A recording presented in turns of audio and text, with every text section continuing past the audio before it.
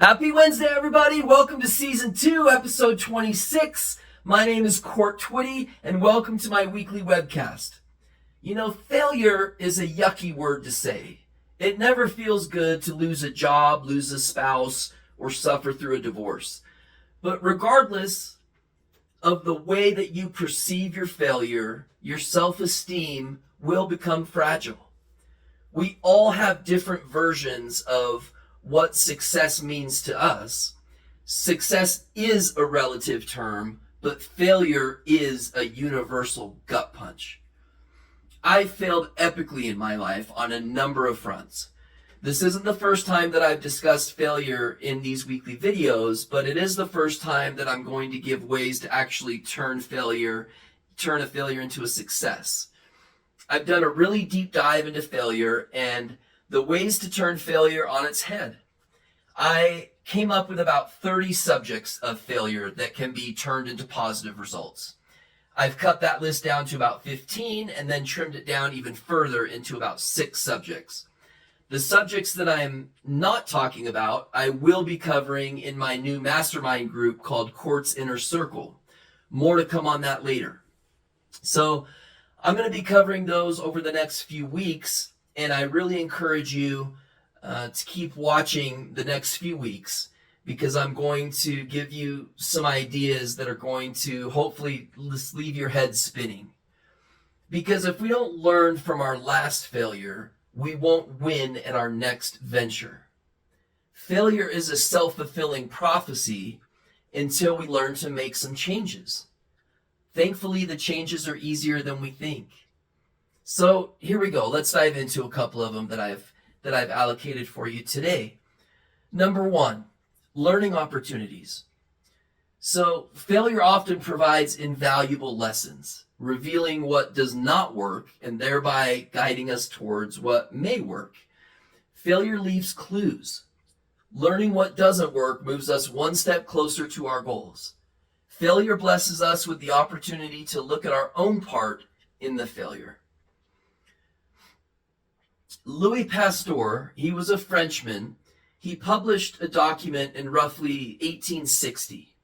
And this document outlined how big of a problem puerperal fever was in labor and delivery, and questioned why nearly 1/3 of women having just given birth were dying of this fever after their delivery. They sought out the cause for years and were totally baffled by this occurrence. Some women were choosing to deliver at home and at a much higher rate than the hospital, and those women weren't dying at the same rate. So the doctors were extremely upset and confused about why this was all happening at the hospitals.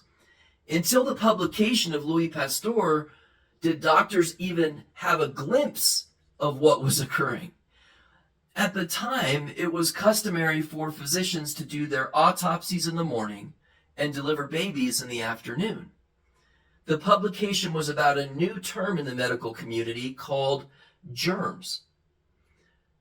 So these doctors were unknowingly spreading the fever by not sanitizing their equipment between autopsies and deliveries. Doctors searched high and low for the reasons women were dying, and all along, it was the doctors themselves that were causing the deaths by transmitting the germs. So sometimes we can get so wrapped up and connected to a situation that we need the perspective of others who aren't emotionally attached to a situation to give us some suggestions. If we're living our life from a state of ego or self-will, then we'll be too proud to ask another for their perspective. And when we do that, it moves us, when we actually get the perspective of somebody else, it moves us to a solution so much quicker. If you realize, like those doctors, that you are the cause of the problem or the reason something is failing, that's great news. So don't get down on yourself, because now you can improve and avoid making the same mistake again. Our failures teach us more than our successes. Thomas Edison famously failed at least 10,000 times creating the light bulb. If we can't see our part in a failure, then we're living with too much ego and we are destined to fail again. Sometimes it's not something we're aware of. So we must conduct our own internal autopsy of our failures. Because when we identify the problem, we can fix the problem by creating a solution and be better moving forward. The way to move forward is to turn inward. It's our response to a failure that determines our next success. Now for the second part and final part of today's message, resilience building. The experience of failing and bouncing back builds resilience. Fostering the ability to endure future difficulties and setbacks, we've all heard the phrase, whatever doesn't kill us makes us stronger. And while today's message isn't quite that intense, there is some truth to that statement. You know, I'm constantly looking for people that have high levels of integrity.